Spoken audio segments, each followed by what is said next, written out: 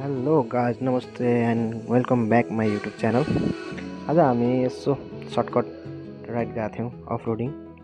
कस्तो लाग्छ अन्तिम समय हेरेर कमेन्ट गरिदिनु होला है त। मुन्नाको स्कुटर पनि यस्तो फ्याल्छ भने मैले सोचेको पनि थिइनँ। ठुक्कमा अगाडि नगई भन है, यस्तो तालले त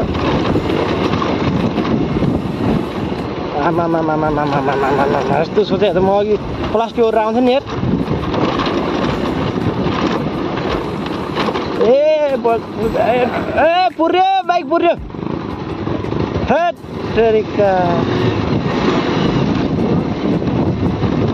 कति कुदाएको अहिले ब्रेक नलाग्ला फेरि।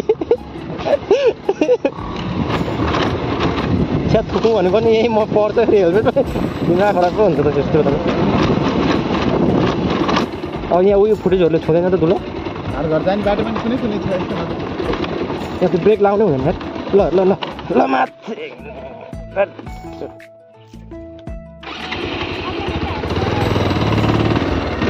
भाइले चलाउन आउँदैन राम्रो छ त्यही भएर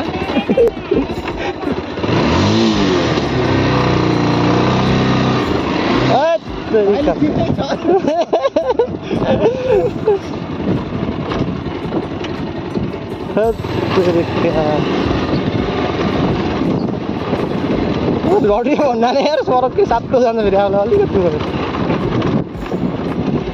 यार। यो बाटो त त्यस्तो बाटो ल्याएको भए त म त आउँथेँ यार। उतै नरमरै आउँथेँ म त 0 किलोबाटै आउँथेँ म त।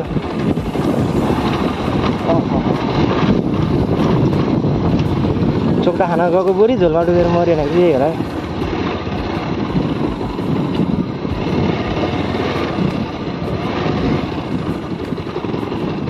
हाम्रो मात्रै भनेको त सबैको त्यस्तै हुँदो रहेछ।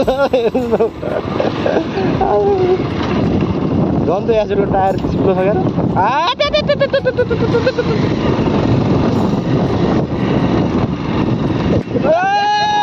मर्यो अब चाहिँ।